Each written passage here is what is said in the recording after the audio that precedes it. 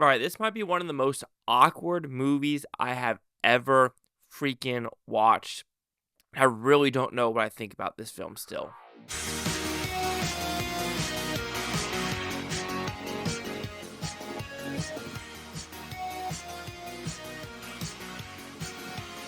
Chase Lee Hockey here with the Blue Futon reviewing Friendship.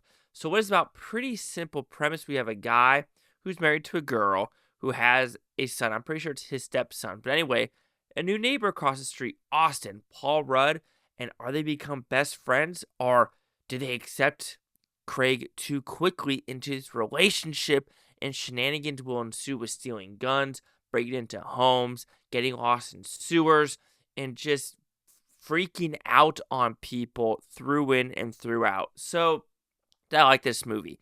Again, like I said in the beginning, I don't know. There are plenty of times in the movie theater where I almost had to look away from the screen just how awkward this movie was. And there's a difference between being funny and awkward and like making it work and then just and not making it work. And there are some scenes in this movie that just don't make it work in my opinion. Like just the overall deadpan humor. Like I again, this is a hard movie for me to review. This is gonna be one of the harder ones for me to review because there's really nothing wrong with the filmmaking, the editing, because it's good. It has some funny, songs. Like I love how they have Slipknot. Slipknot is not punk, and that's the other thing I was thinking. Like they're like, oh, you listen to punk now?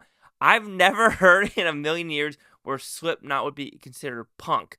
I would consider like Bowling with Soup punk or things on that line, but Slipknot is not punk. All right, so that's just one gripe I had about the movie. But other gripes I had about this movie, just like weird antics overall, which I know they're going for laughs, but I was just more of like, what the actual fuck? Like, is this guy a narcissist? Or is he just more like just like okay, that's the other thing, right? Where this is a struggle bus for me. Okay, beginning of the movie, he is kind of normal. He's by himself. He wants to go watch the new Marvel films. He's a vanilla dude, right?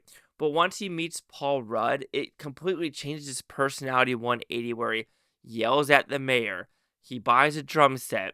He does weird shit. He wants to go on adventures. Sure, I know he wants to try something new, but his personality completely changes 180 by smoking, by doing so many different things, which I was just like, who is this person? Because I understand that we're maybe supposed to try to connect with him and him, being lonely and now wanting friends, but it's just, I don't know, man. It's just how he turns completely 180 so damn quick, which it's hard for me to take this movie seriously, which of course that makes no sense taking this movie seriously. But who am I supposed to root for, right? Because Paul Rudd, I'm rooting for Paul Rudd because, he's just trying to be a nice guy. He has issues as well with, newscaster, and there's a little twist in the middle of the movie. But I mean, I wouldn't say he's egging Tim Robinson's character on, but he's not really egging him on. It's more of a thank you. But Tim Robinson's like, oh my god, I'm accepted, I'm accepted, I'm accepted, and you're just like, bro, you need to simmer the fuck down. And this movie doesn't simmer down, especially with the van scene, the car scene, the sewer scene, the drum set scene, going to his work scene, and it's all over the place. And people can say it in a good way and in a bad way. I mean, the acting is fantastic. Paul Rudd kind of does his Anchorman. He brings his old school Anchorman back to this role. And I thought that's the first thing I saw. I was like, oh, mustache, Anchorman, newscast. Kind of makes sense what he's doing there. Sorry for this. I'm having my windows open, and there's a cornfield behind me, and the farmers are doing something, so it's like really bothering my nose right now. So that's 100% my apologies for that. So in my opinion with this movie, you're either going to love it or you're going to be like, what the actual fuck? And that is what I'm right now, is what the actual fuck. Because there's this weird song or weird thing. Okay, there's a weird song in this movie. I'll put it there as well. But there's a weird scene where this guy enters a garage, he's talking, and they just start having a yelling competition. It's like,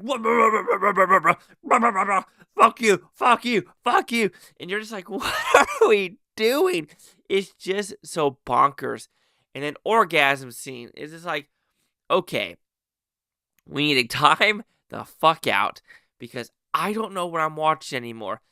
Were there scenes where I was busting out laughing? Not really.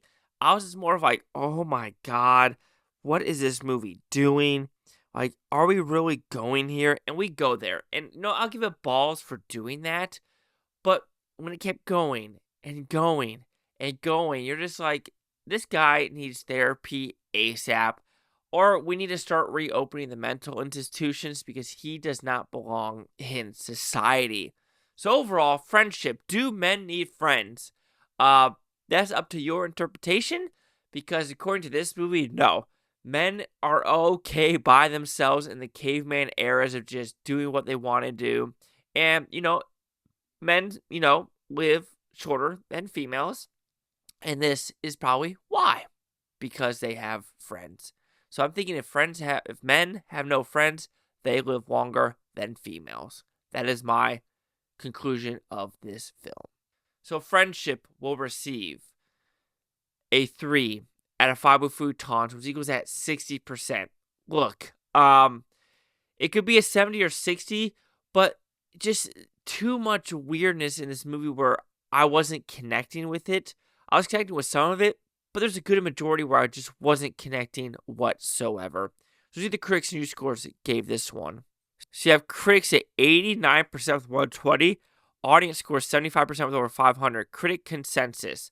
Tim Robinson expands his exquisite, painful, cringe comedy style to feature links with seamless results in friendship, a toxic bromance that will make audience laugh and wince in equal measure.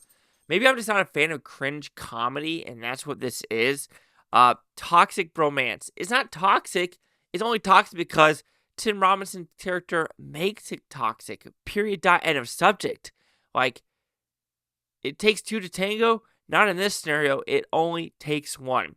60, 75, 89. Chase out here with the Blue Futon. Like, comment, subscribe. One of those Futontopia. You Blue Tony and take a watch on a great down. Watch Stay tomorrow, week, around month, and you're for single freaking one of you. Peace and love. Peace and love. And do you have a friendship that this toxic? If it is, get the hell out.